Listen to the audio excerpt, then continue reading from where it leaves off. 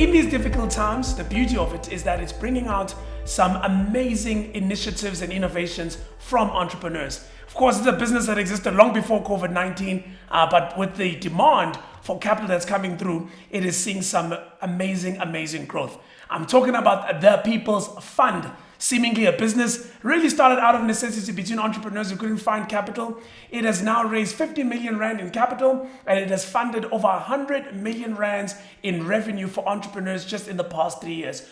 Untitled Chapter is the bootcamp general, at least that's what he calls himself at the People's Fund. He joins me now to tell me more about why the bootcamp general.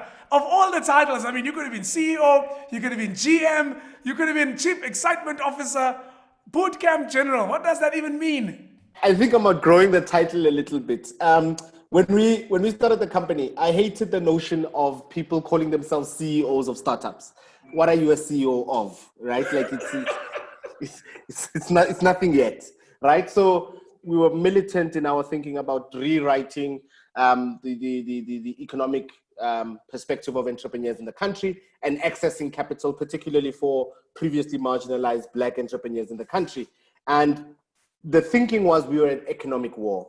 So, and the people fighting the war are the entrepreneurs, right? What often happens is people who operate in our space, right, mine and your space, often take all of the glory, right, of I've helped X, Y, and Z entrepreneur. Instead, we should see ourselves as trainers. So that's where the bootcamp general comes in.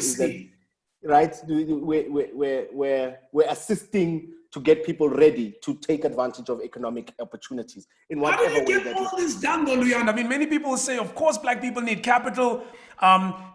We've also had a lot of history where we criticize ourselves about our inability to work together.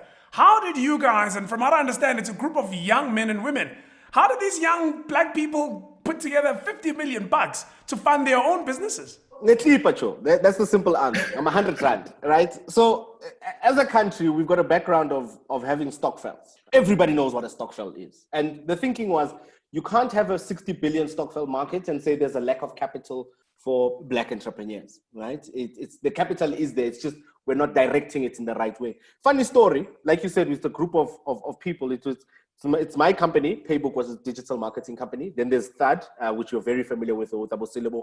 Then there's Brown Sense, which I think you're also familiar with Zuzugil. We came together off of a phone call. I won't tell you what induced the phone call. We'll have that conversation offline. And then off of that phone call, we're like, why don't we just start a crowdfunding platform that can fund Black businesses, right? First thing we found was 80% of the capital that was going into the platform was coming from white people, right? And we're like, wait, hold on. Sorry, come again, right? What's happening here? And then, I even pushed that narrative, right? In frustration, like we've created a platform for ourselves and we're not exploiting it, right?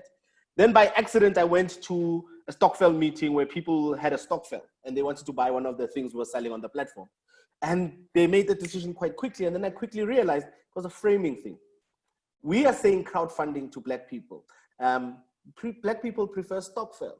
So we then started the People's Stokvel, which then contributed to the People's Fund. And Netlipacho, where people are contributing as little as $100, that's been going for 2 years. That let alone has raised 1.6 million. From 100 rand? From 100 rand. People contributing 100 rand. And what I want to clear up, so we've outlaid 50 million in capital, but it does not necessarily mean we've raised 50 million in capital. It's just that the capital we've raised, we've rotated it so much in the system and it's helped so many entrepreneurs. It's created 100 million in revenue for those entrepreneurs through purchase orders, etc., etc. Just from the simple concept of us working together and repeating that action over and over. Okay.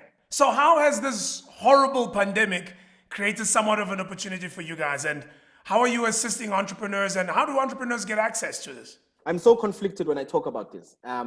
There's the side that's the human side of me that goes, phew, like this is troublesome. People are losing their jobs. And then on the other side, there's the entrepreneur in me that says, look, entrepreneurs are primarily just problem solvers, right? And when there's a problem that arises, those who survive are those who solve the problem. So as you can imagine, we've been helping a lot of entrepreneurs before COVID who supply into, for example, Gauteng Department of Health. So when the pandemic started hitting our shores, one of the things we saw was an increase in demand for purchase order funding in that regard. Just for context, March 2020 was our biggest sales month in the history of our company, right? That's the most funding we've ever outlaid. Wow. April was 3 times that. Wow. That's the madness that we've been dealing with. And May is already at April's number. That's why I'm conflicted. You know, you want to celebrate, but at the same time you go, but what am I celebrating? You know, I'm celebrating the suffering of people, but at the same time, we can't stop the country from moving. And we think that entrepreneurs who are in assisting departments to acquire the goods that they need, assisting departments with continuing with essential services, assisting people in most need, right? And enabling that this system works efficiently. We want to be part of that solution and enable them to get funding. I'm going to deal with your conflict though right now, Mr. Chapter. You absolutely should not be conflicted, and I'll tell you why. Had you not been there to fund these entrepreneurs that are getting these opportunities, potentially someone else with the capital will be fulfilling that need, which means that these entrepreneurs that you fund, which are typically black entrepreneurs, would not have the economic opportunity if you are not filling that gap with your platform. So, and it will typically go to the people who've got the capital, potentially even corporates who've got the balance sheet to fund these orders. So it's a need, it's there, it has to happen. And without it, frankly, then I know the people in the front lines wouldn't be able to save lives. So you are absolutely enabling our fight against this virus. And of course, you're making sure that you have a sustainable model to do it. Lastly, how do I access it now? I've heard the interview. It's amazing. I want to be part of it. I have a purchase order. I have a contract. I'm ready to go. What do I do? So you simply go to our website, thepeople.co.za. So that's www.thepeople.co.za, people-centric as always. And then you click on Get Funded. And then you select Purchase Order Funding. Fill in the online application. You'll get an instant response telling you if we can or can't fund your purchase order. And then if you send your documents, I mean, generally we try to keep a turnaround time of 48 hours. But it has been slightly tougher in these times, as you can imagine, with the demand, trying to match it. But we do know that within a week, you would have gotten a response. How do you know what's a good deal or a bad deal? If I come with a PO, is everybody good? The major things we look at is margin that you factored in your pricing your purchase order. There must be enough margin so that you could share, because we crowdfund our capital, right? So there must be enough margin to share with the investors, keep a little for ourselves, and keep a lot for you as the entrepreneur, right? So the first thing we look at is you must have 20% minimum margin, right? So on your product. If that checks out, we're good. That's the first part. Secondly, you must have skin in the game. You must show your ability that you've delivered something similar or delivered to departments before, right? We're entrepreneurs. We know the number one thing is everyone has a plan until they get punched in the face. So we want to see how you reacted the first time you got punched in the face. And then from that, we develop a relationship. So those are the two main criteria. And everything else we need is the standard stuff you would have had to submit to get the purchase order in the first place, like your tax, your BE, your bank statement. We don't ask for financials. This is very important. We don't think entrepreneurs are defined by their financials, especially at the stage we're operating in, which is 0 to loosely put about 2 million in revenue per annum, right? Those typical entrepreneurs, they're not doing financials. For who? For what? What are they going to raise with that, right? What they are doing is sustaining themselves by getting jobs and doing the next job, right?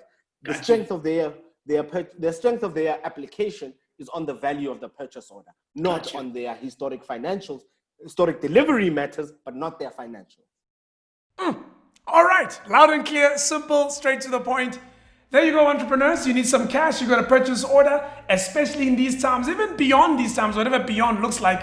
Thepeople.co.za is the platform you go to. You apply for your funding. As Mr. Chapter says, within 48 hours, a little bit longer, maybe at another day, you will have an answer whether or not you've got your funding for your business. Absolutely brilliant.